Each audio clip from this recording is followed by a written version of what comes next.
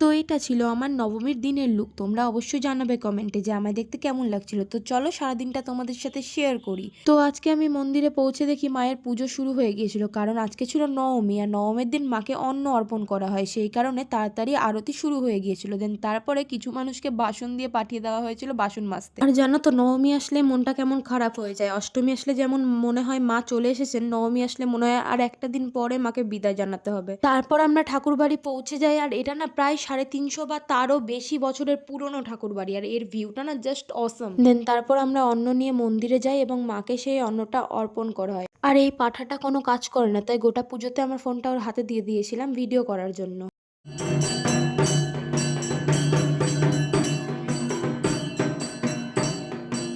অন্ন অর্পণ করার পর আমরা সবাই যজ্ঞের জন্য রেডি হচ্ছিলাম, আর এটা আমার বন্ধু নয়, এটা আমার বাবা, সেই কারণে আমার মাথায় রুমাল বেঁধে দিচ্ছিল। আর এই দুটো প্যাঁচাকে দেখো কেমন করে তাকিয়েছিল। আর যজ্ঞের সময় নাকি মাথায় রুমাল বাঁধতে হয়, সেই কারণে আমরা সকলে মিলে রেডি হলাম। পর যজ্ঞ শেষে অন্নপ্রসাদটা মাখিয়ে সকলকে দেওয়া হয়, আর এই অন্নর কি স্বাদ তোমরা না খেলে একদম বুঝতে পারবে না। আমি তো 2 হাত ভরে খাচ্ছিলাম। দেন তারপর কিছু মানুষ ঢোল নিয়ে আসে আর নিজেদের শিল্প মা দুর্গা দেবীর সামনে আর এই পাঠাটা নিজের নাচ দেখাচ্ছিল।